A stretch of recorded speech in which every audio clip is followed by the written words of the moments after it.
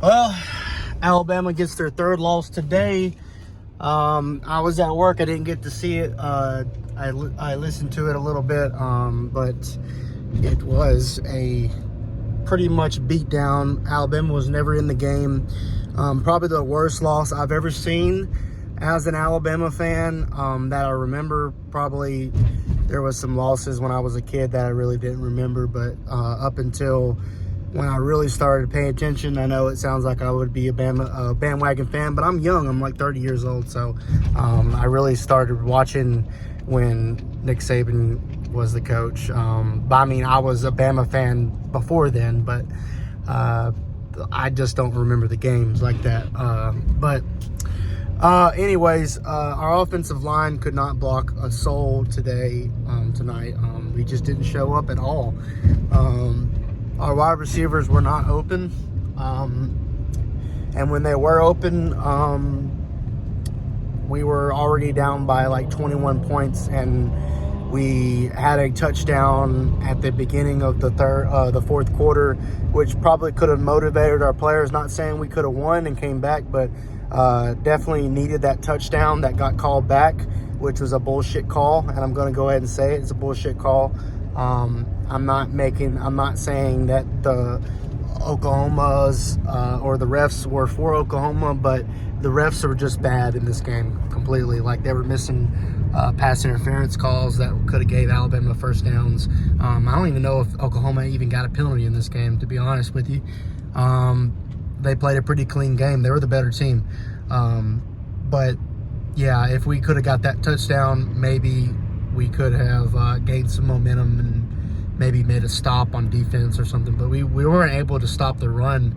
They were running up the middle pretty much the whole game, and we couldn't stop it. I don't even think Jackson Dart had maybe 7 passes the whole game. It didn't seem like we had a whole lot of possessions in the second half. I think we only had like maybe 3 possessions or something. Like, we were even taking our time driving down the field on this really good Oklahoma defense. Oklahoma's defense is really the only reason why they are winning games at this point. But their offense has showed life against Missouri, so they're playing some good. This isn't the same Oklahoma team we've seen earlier in the year. I would say this team is actually a lot better than even the team that South Carolina played. But they are a terrible team, and it's probably one of the most embarrassing losses that I've seen. And it's disappointing because that was our season, really, right there.